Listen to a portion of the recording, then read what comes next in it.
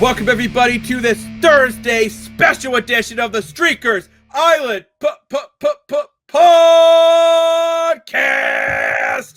It is I, Jacob Moore, the self-proclaimed sports analyst, not antlerless. Although I could be antless one day, who knows? Anyways, we have Chazzy, the CEO, has his glass of water today. He's taking a break from the milk because he's worried he's going to get lactose intolerant. Milk. And we have that milk is so flush, it's my only cow. Hey, just like my Peloton instructor told me today, you're in the know when you got milk. That's what. Drink milk, love, drink milk, love, drink milk, love, drink milk. The best part of waking up is fresh milk in your cup. And of course, we have Dan Moore, more for your money. Woo! All right, and you know what? We're just going to jump right into this today as the NHL Trade Deadline is the biggest thing going on in the sports world. So we're going to do a bit of a different episode today. Just go over some of the trades that have already happened, talk about how the landscape's going tomorrow, and then make sure you tune in tomorrow to our first ever live show. We're going to go live to Facebook. We're going to go live to YouTube and somewhere else. Why? I don't know. Find out one day. The day will be later on Thursday. And then we're going to go live again Friday. Guys, you're going to get so sick of us. You're going to be like, Streakers Island podcast, more like Streakers Island. Get out of my life. Just kidding. You can't get sick of us. So let's right away just talk about the big trades that have happened over the last 24 hours. For some reason, no one's talking this as a major trade alert, but I am going to talk about, I want to jump right off the hop with the Penguins-Predators trade because this one really surprised me right off the board. The Nashville Predators just received Michael Bunting in a 4th-round pick. So I'm thinking, okay, Pittsburgh's going to be looking for some prospects. Nah, they went for Tommy Novak and Luke Schenn. What? How Dubas, what are you doing? What? You're 8 points out of a playoff spot. So clearly you're not trading Sid the mid-age kid. Like, let's just be real here. But Chazzy, when you saw this move at 8:52 p.m., because I know you're right on the tracker. Like, you live in the tracker. That Peloton's telling you to check the tracker and check your milk supply. What were your thoughts here? Like, were you surprised to see Pittsburgh almost buying a little bit? We're not surprised because we didn't know which way they're going to go. And, like, we were talking off screen, like, is Sid the kid actually going to get traded, right? So is that realistic? But, yeah, they bolstered that back end. Bunting, like, yeah, I guess he's had an okay year in Nashville. Nashville next year, look out. They may have a few goals next year. I think they're not even in the playoff race, are they? No, Nashville's way out, which is the biggest, most confusing anomaly when you look at that roster. That team should be towards top of the West, and it just hasn't worked. So I think I get why Nashville wanted to bring in a guy like Bunting, some grit, some offensive ability. Now, I want to bring this in here. Is Pittsburgh grabbing Novak and Schenn to flip them? That's what I'm moving thinking. on from Bunting, so that hasn't worked. Could Pittsburgh still be selling at the deadline? Yep. They also traded Desjardins, the defenseman, for a 5th-round pick on the 6th. So I do wonder, do you see a guy like, especially Luke Schenn? There's a lot of teams interested in the guy like Luke Schenn and his services. And Tommy Novak, again, another solid bottom 6 center. I don't really know what Pittsburgh's outlook is here, but I'll be curious to see between now and the deadline if they continue to buy. But Dan, what are your thoughts here? Do you think Pittsburgh are just grabbing these guys to flip, or do you think they're maybe hoping that they can get some more key pieces to maybe make a proper run next year? Do you think they're going for it this year, even though they're pretty far out? Because if Crosby gets on the right run, you just don't know. Well, none of us were really predicting this going into the trade deadline, but after seeing this trade, I think Pittsburgh is the wild card because anything can happen here. I mean, we know that Doofus, as I like to call him, he loves recycling Sault Ste. Marie Greyhound players, and Michael Bunting was one of those players. So the fact that he got rid of him is a big shocker. And, he's had an okay year. I think he's had 16 goals and 16 assists, but considering he was more of a third-line winger on a bad team, unfortunately, Pittsburgh being a bad team, it's not necessarily a bad thing. Luke Schenn was arguably one of the hottest pieces going into the trade deadline. What I'm surprised about is if they are going to flip Luke Schenn, why did they do it now? you would think if they were going to flip him, they might have done it a week or so before the deadline, so they had more time to shop him to get more value. Versus now, you got what, maybe 36 hours at the most. Like, really, really puzzling. So now you're thinking, it's like, okay, if you got Luke Sen and traded Michael Bunting, are you clearing cap space to make a bigger trade on the deadline to become a buyer? Like, I think, are they flipping? Are they selling? Are they buying? Like, at this point, is Sid the Mid-A's kid getting traded to Colorado? I mean, anything can happen. It's very. I definitely agree with you on the buying side. Maybe Dubas is like, this is a veteran core. We're all in. Maybe add a couple pieces here and see what we do in the playoffs with the veterans they got. And I'm going to say this too. Luke Schen's a very low risk guy because he's still got another year on his deal. I was just looking at his contract again. He's still got one more year after this at a 2.75 cap hit. That's not a big hit for a guy that can be a top 4 shutdown defenseman, right? I think Bunting got paid more money than that. Bunting was getting paid 5, right? So you cleared some 5? cap. He was in the 5 range. Wow. That's why Toronto let him go. Is Pittsburgh retaining any of that salary then? Nope. Okay. No salary retention. At least that's not been reported. So I like, actually, the more I look into this trade, the more I like it both sides. Like Tommy Novak, player, 13 goals, 9 assists. It's not terrible for a guy that's, he's not averaging a heck of a lot of ice time. He's definitely a third liner. He's averaging 11 minutes a game this year. He's averaging 13 minutes a game this year. So I like the move. No, Tommy Novak. Yeah, I like the move there. And I think you're hoping Bunting in the right system will get going again. Because Bunting, 14 goals, 15 assists. He's never really hit the numbers ever since he's left Toronto. His best year in Toronto was the 21-22 season with 63 points, 23 goals, 40 assists. Who was he playing with that year?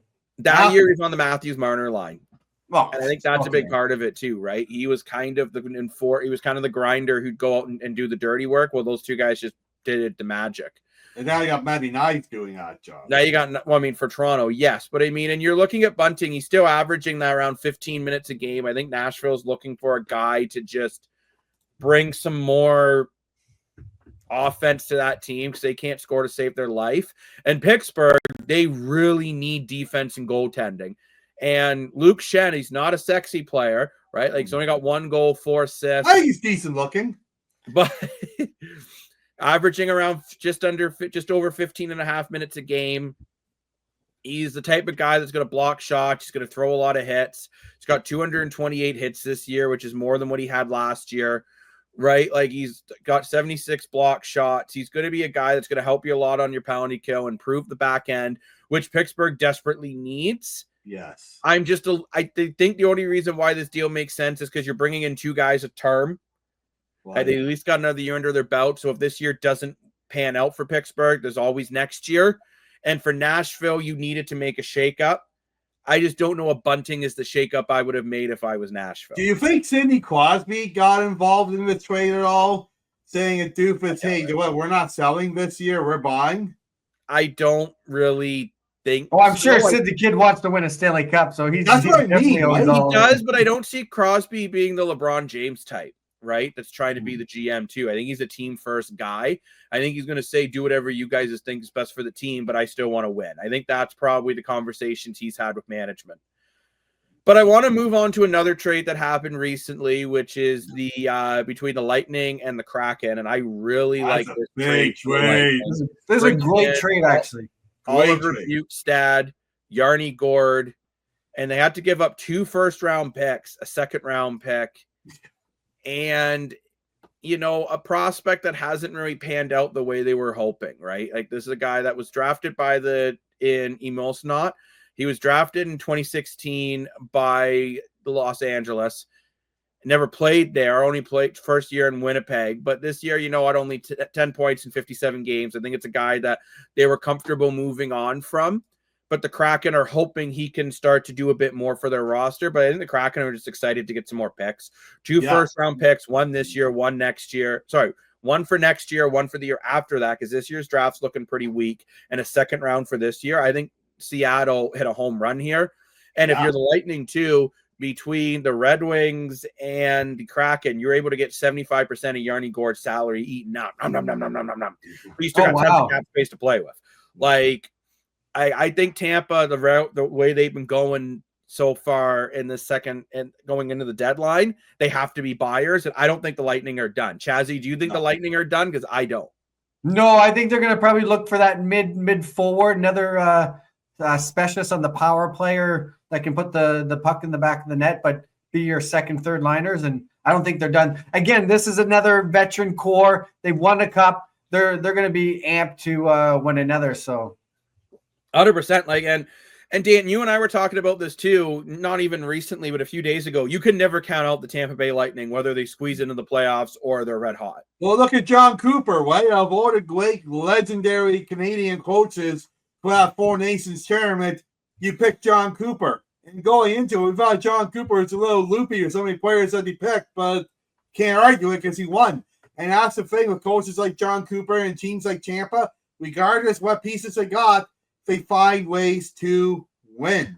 And I think this is a great move for Tampa, a great move for Seattle too. It's a great old hockey trade. And I think this, between Tampa's hot play last little while, now you had Gord back in, which was one of the guys who lost in the expansion draft in the salary cap era, but he's won 2 cups in Tampa. Now you bring him back to Tampa. I think his trades will have as big as an impact as Miller did to the Rangers. I think this is a huge trade for Tampa, and I think it makes Tampa even a stronger favorite for winning the cup. I think it's that big of a trade. And it's really interesting watching Seattle, because you look at Seattle and Vegas, they're both expansion teams in the modern era, and they took 2 different approaches. Vegas got all the best players now, won their cup, fine. Then they missed the playoffs 1 year, and now they're still a good team, but they're not as good as they came in the league. Versus Seattle, they went for the more young building prospects, and that's what Fitz Trade did. They got 2 first-round picks. So Seattle is going to be really good, I think, in the next 3 or 5 years, right? So really interesting to see 2 teams that are in the exact same spot take 2 different ways. And you talk about Chaz, you talk about adding a forward. If Nashville's selling the farm, maybe Stamkos comes back to Tampa. Wouldn't that be crazy? I don't think that would happen. Nashville's not selling the farm. They're focused now on next year. If they're not making the playoff, they're going for next year. Yeah, that's what I think for Nashville. Like, I think that was a good move. But what I like about this Tampa move, Yarny Gord and Borkstrad both works. They both played in Tampa at one point. They've been line mates. Well, I forgot Borkstrad played there too. It's creating some chemistry, right? Where they're going to have success. And Borkstrad's been very good in Seattle, right? Yes. Yarny Gord we haven't seen too much of. Been injured. He's coming off that sports hernia, but he's played 7 or 8 games now, so he's played enough. I think it's more. When you look at Bukestad, right? He's had some very good years in Seattle. Yeah. Right, like he's going to get over 20 goals this year. He's had 20 goals in the last 2 years with Seattle. He was one of the better role wingers on the market. Now he's off the market, right? So love this move for the Lightning. I love this move for the Kraken. I do wonder, and we're going to talk more about players that are going to be available on the deadline during our live show tomorrow. But if the Kraken are more looking to win in 3 to 5, are you seeing them having a conversation with their captain, Jordan Eberle, who just came back from injury? That's what I've been wondering. He's going to waive that no move. And I'm telling you one thing, if Jordan Eberle is available, there are a lot of teams knocking on that door, as he has so much pedigree of scoring the big goal in big moments. You think back to the World Juniors and the World Hockey Championships, scored a lot of big goals in Edmonton. I think Edmonton I could see Edmonton bringing him back. Oh, would that be great? But I'm not saying he's going to be available. But if Seattle is selling the farm and they're looking to win in 3 years, Jordan Eberle's in his early to mid 30s. I don't know if he's going to want to wait. Not that it would happen, but I would love to see Toronto get Jordan Eberle and have him play with John Tavares again. I know it can't happen. I get it. And we'll talk about it more tomorrow, but I really feel Toronto is going to go after a defenseman because I think that's what they need more. And we saw the price for defensemen might be pretty high with the Seth Jones trade that happened. Yeah, that was crazy. between Chicago and the Panthers. We talked about this on the Tuesday episode. Yeah, but he was the biggest out there on the market, was he not? Nine and a half? He was the True, biggest yeah. defenseman on the market. We talked about this on Tuesday. We won't talk about it too much. But Chicago getting a pretty good goaltender and a first-round pick, I think is showing that. And again, I know the draft isn't supposed to be as strong this year, but I do feel that this is the year where defense are going to go for a lot. Yeah.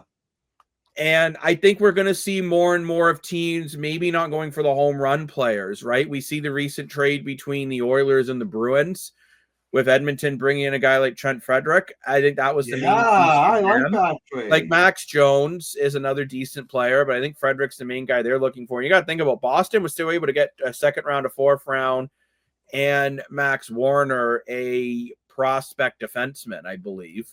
Yeah. So, you're still able. Boston's looking at that as we got some good pieces.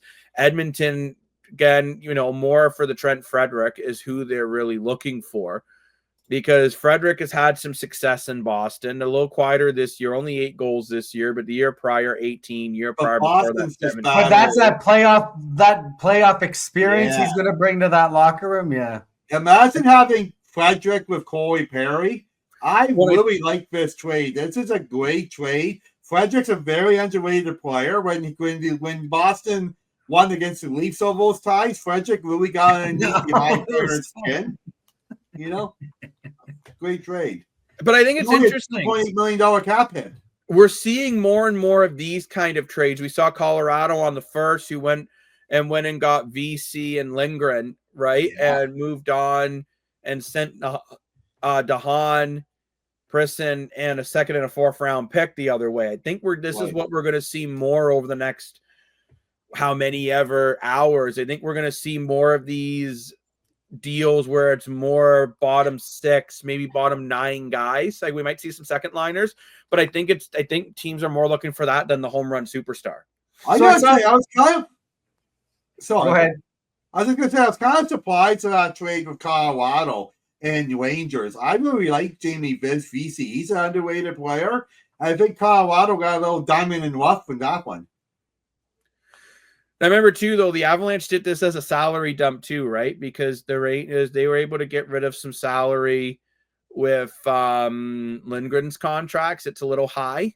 I'm just surprised the Rangers got rid of VC. I'm really surprised about that. I like Jimmy VC. I think he's a decent player, but I think Colorado needs that bottom 6 more because VC's, remember, he's only got 4 goals and 2 assists this year.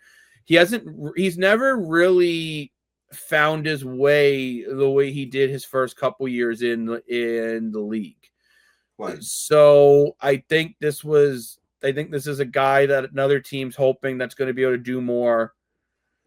Do more, right? And I think on Colorado, they've been a team that's been able to take lower end guys and be able to make them in the top players, right? Yeah, but I think he'll do good in Colorado. I really do. So I heard a report of potential. Is Vancouver interested in a Rantanen? Well, and that's actually, it's interesting here about talking about Rantanen. Because it's crazy because I'm like, oh no, he's going to sign with Carolina again. And it's like, well, maybe it could be all rumor, but there's some rumors that Carolina and Vancouver are going to swap Rantanen for Pettersson. I don't see it happening. Whoa. The guy is really working in each group right now. I don't see it happening. But what I find interesting is we started off, and let's rewind the clock back to January 25th. And when we saw this big trade with the Rantanen haul for Drury and Natchez and some prospects and draft picks going around, you really thought we were going to see blockbuster deals. At least I did. This was a huge blockbuster deal. Then we saw the JT Miller trade only a couple days later. And ever since then, the teams haven't been going for these home run major trade alerts. Well, Seth Jones was a blockbuster. Seth Jones, yeah. But what I mean is, though, when we had those 2 blockbuster trades in January, and I would even argue the Farabee and Frost trade in Calgary was a pretty big one as well. Yeah.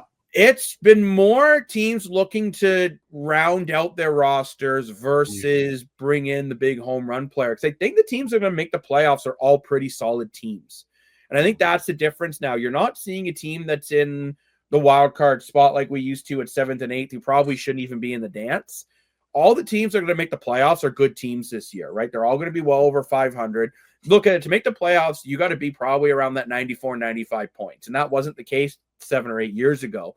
And I think that's why we're seeing more trades of just trying to round out your roster versus trying to bring in the superstar. Like, Dan, what do you think there? Like, you're older than me, you're old man Dan.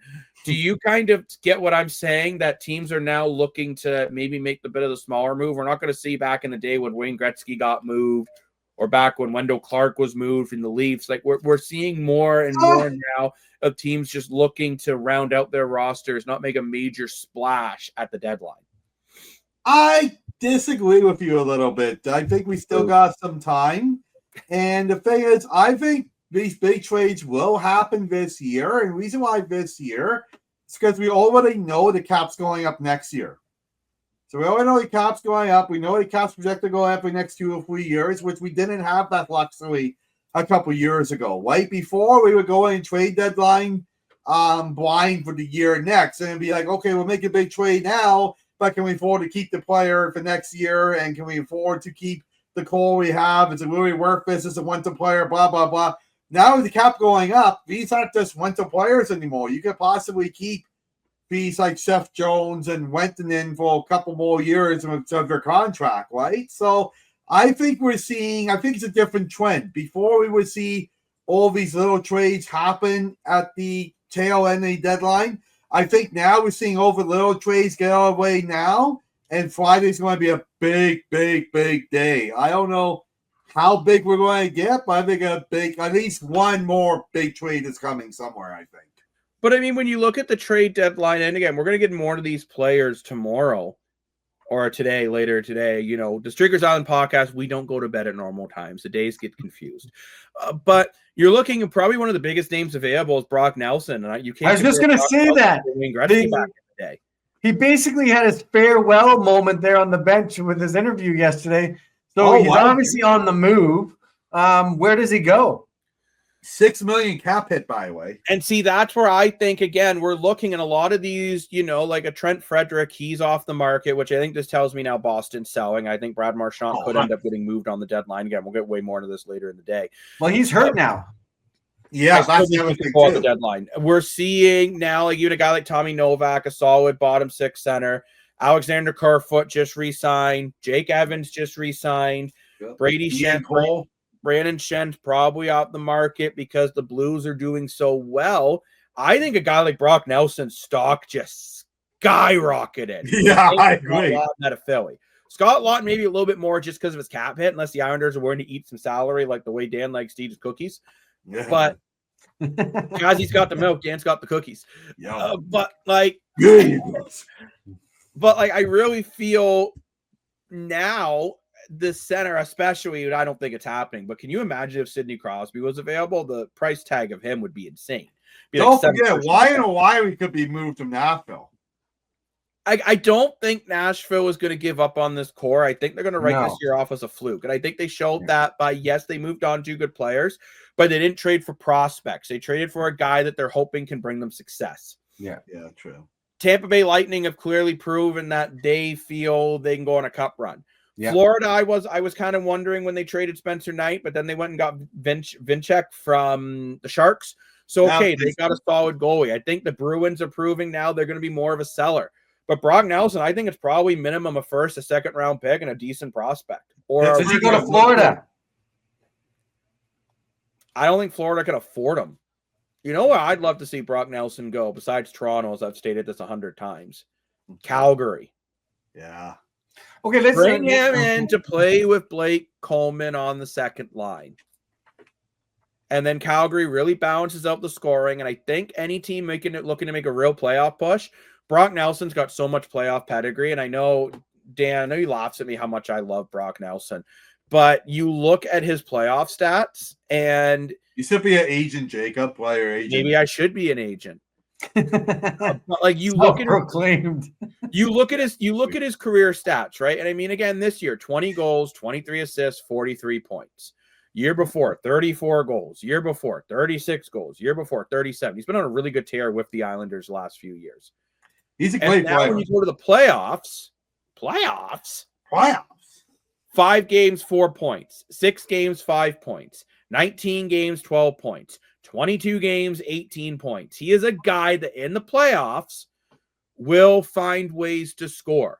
He's got 7 game-winning playoff goals. That is a number that you are looking at and you are licking your lips if you're trying to find something. I don't know if Edmonton could swing him on the cap space either, but I think Edmonton, they need goaltending more than I don't think they will when they got Frederick. And truthfully, let's be honest here. I don't like this trade for Edmonton, actually. I think they're putting the eggs in the wrong basket, and they should be going for goaltending. Yeah, true. I don't know if there's a lot of great goalies available, but I'm maybe making a call on a guy like James Reimer, who's just a decent.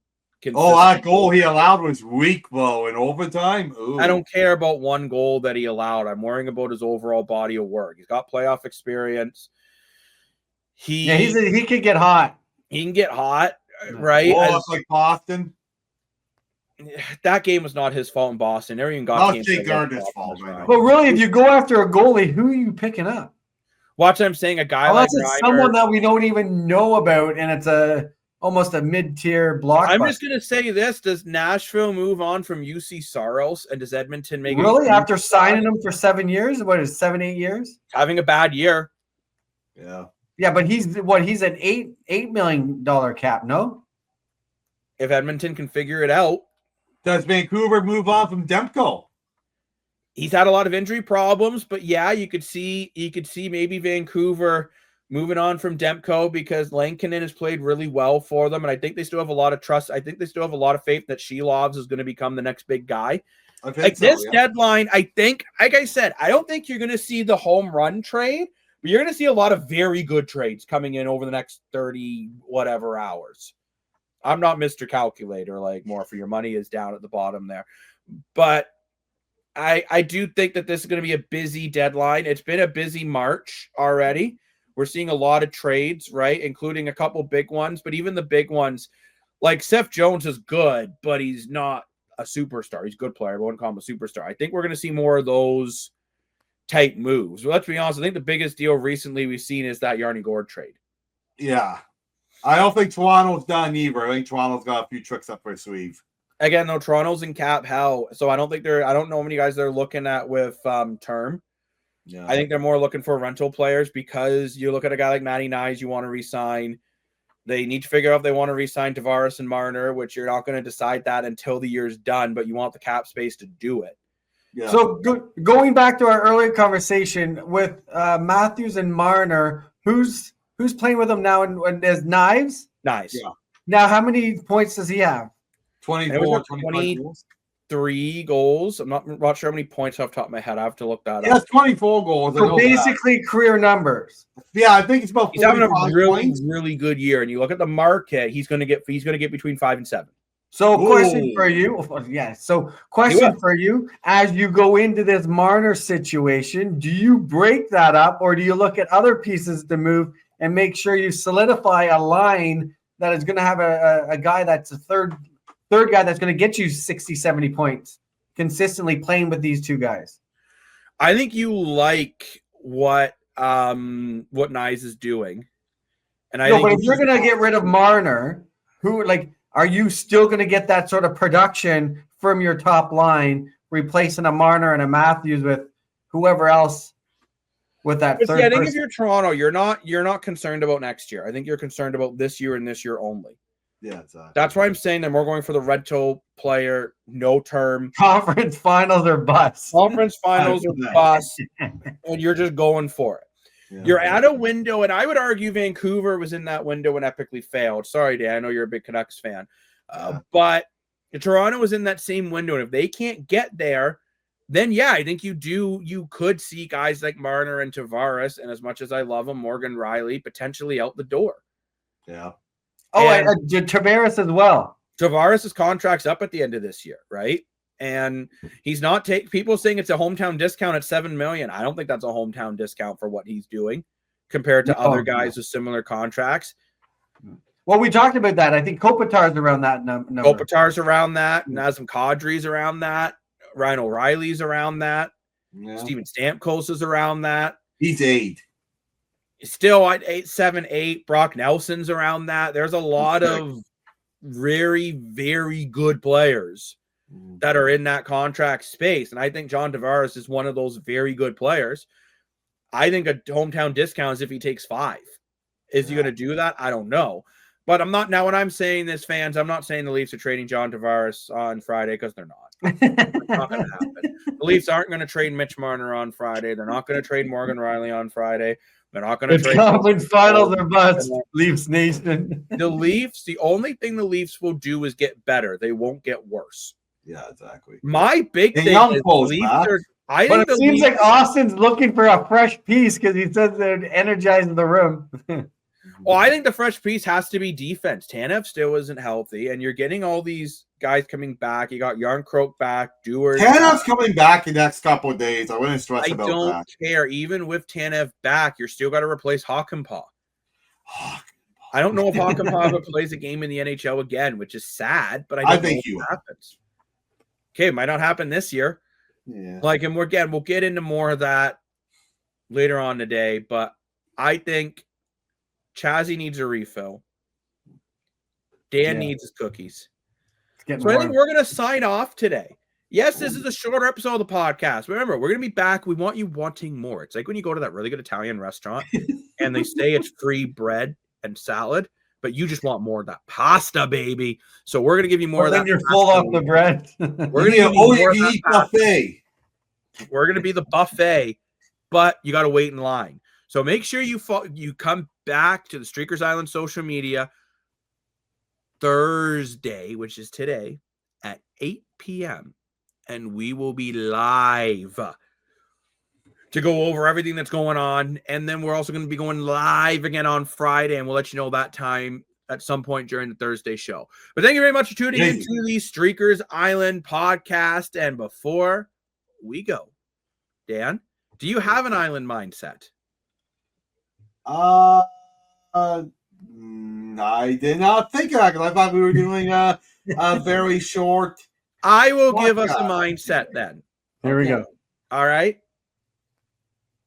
Life can push you down. Mm-hmm. Life can be difficult. Mm-hmm. It can feel like a mess. Mm-hmm. But keep going. Yeah. Keep pushing. Keep working hard. Mm-hmm. Keep the right people around you, and you will eventually succeed. Like it. Nice. But thank you very much for joining the Streakers Island podcast. If you want any of this content and so much more, because we have so much more planned for you guys coming up for the rest of our first season of the island, make sure you follow us on all of our social medias. Make sure you download the Streakers app. We have some big news coming on that app over the next month or so. You know, 1 versus 1.